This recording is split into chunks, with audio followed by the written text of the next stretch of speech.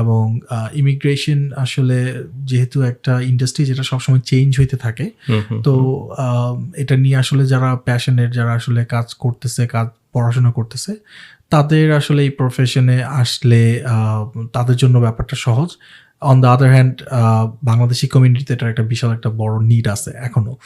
তো ওইটা থেকেই আসলে এই মোটিভেশনটা পাওয়া, এবং ওখান থেকেই আসলে এই প্রফেশনে আসে। আমি যে কোশ্চেনটা সবার আগে করতে চাচ্ছি সেটা হচ্ছে, বিগত এই কয়েক বছর ইমিগ্রেশনের মারাত্মক চেঞ্জেস আসছে, রিসেন্টলি অনেকগুলো চেঞ্জেস আসছে। সো কী কী চেঞ্জেস আসছে এগুলো নিয়ে যদি আপনি কিছু বলতেন। মানে আগে যখন আমরা আসছি কত 2019 সালের দিকে, তো মাঝখানে অনেক কিছুই চেঞ্জ হয়ে গেছে, এখন কি কি মেজর চেঞ্জেস হয়েছে সেটা নিয়ে যদি আপনি বলেন। এই ইন্ডাস্ট্রিটাই প্রত্যেক সপ্তাহে কোনো না কোনো চেঞ্জেস হতেছে, প্রত্যেক মাসে কোনো না কোনো চেঞ্জ আসতেছে। সো এখন যদি ওভারঅল ইমিগ্রেশনের কথা বলি, তাহলে হ্যাঁ, দিন দিন ডিফিকাল্ট হইতেছে কানাডার ইমিগ্রেশন পলিসিগুলি, এবং কম্পিটিশন বাড়তেছে। সো প্রি কোভিড এবং পোস্ট কোভিড এরার যদি আমি ওইভাবে ডিফারেন্সিয়েট করি, তাহলে প্রি কোভিড এরাটা বেশ সহজ ছিল কম্পারেটিভলি এখনকার তুলনায়। হ্যাঁ, সো প্রত্যেকটা স্টুডেন্ট যখন আসে ক্যানাডাতে, সেটা যে দেশ থেকেই আসুক, ওদের মেজরিটি আসলে একটা ড্রিম থাকে যে এখানে এসে পার্মানেন্ট রেসিডেন্সি নেওয়ার। তো পার্মানেন্ট রেসিডেন্সির যে রিকোয়ারমেন্টগুলি ছিল আগে প্রি কোভিড, ওইটা তুলনামূলক আর একটু লিনিয়েন্ট ছিল। এখন ব্যাপারটা বেশ ডিফিকাল্ট এবং কম্পিটিটিভ। এবং এটার আরেকটা রিজন হচ্ছে আমরা অনেক বেশি স্টুডেন্ট ইনটেক করছি গত কয়েক বছরে। সো কোভিডের পরে ইকোনমি বুস্ট করার জন্য কানাডিয়ান গভর্নমেন্ট বেশ এগ্রেসিভলি স্টাডি পারমিট ইস্যু করছে, এবং প্রচুর স্টুডেন্ট খুব অল্প সময়ের মধ্যে চলে আসছে, এবং এটার একটা চেইন ইফেক্ট আসলে অনেক জায়গায় পড়ছে। এটা হাউজিংয়ে পড়ছে, ফুডের ক্ষেত্রে পড়ছে, ট্রান্সপোর্টেশনের ক্ষেত্রে পড়ছে। তো যখন অনেক বেশি স্টুডেন্ট চলে আসছে, জব মার্কেটে এটা একটা বড় ইম্প্যাক্ট পড়ছে, এবং এখন স্টুডেন্টরা বেশ কম্পিটিশন ফেস করতেছে পার্মানেন্ট রেসিডেন্সির ক্ষেত্রে। কারণ আমাদের একটা মানে প্রত্যেক বছর তো একটা কোটা থাকে আমাদের। ওই কোটা ভার্সেস যেই পরিমাণ স্টুডেন্ট আসলে আসে, এটা খুব একটা ব্যালেন্স না। সো যেটা হইতেছে যে খুব ভালো এবং টপ প্রোফাইল যারা আছে, যাদের প্রোফাইল বেটার এবং যারা পড়াশোনার দিক থেকে বেশি এডুকেটেড এবং এক্সপিরিয়েন্সের দিক থেকে বেশি এক্সপিরিয়েন্স, তারা প্রায়োরিটি পাইতেছে ওভার যারা আসলে আন্ডারগ্র্যাড করতেছে বা ডিপ্লোমা করতেছে, ওই স্টুডেন্টগুলি সাফার করতেছে বেশি। কিন্তু এগেন প্রত্যেকটা প্রভিন্সের প্রভিন্সিয়াল নমিনি প্রোগ্রাম আছে, বেশ কিছু ফেডারেল প্রোগ্রাম আছে যেগুলি ইজিয়ার, এবং অনেকে ওই রাউটগুলি নেভিগেট করার চেষ্টা করতেছে এবং পারতেছে।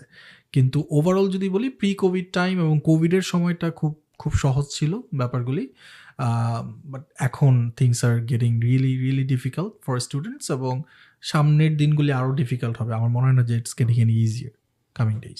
আরেকটা জিনিস দেখা যাচ্ছে যে অনেক বাংলাদেশি স্টুডেন্ট, শুধু বাংলাদেশি স্টুডেন্ট না, ইন্টারন্যাশনাল স্টুডেন্ট, পিআর নিয়ে একটা বিশাল ক্রাইসিস চলতেছে। ইভেন টরন্টোতে পিআর হচ্ছে না, অনেক মানুষ অনেক জায়গায় মুভ করতেছে।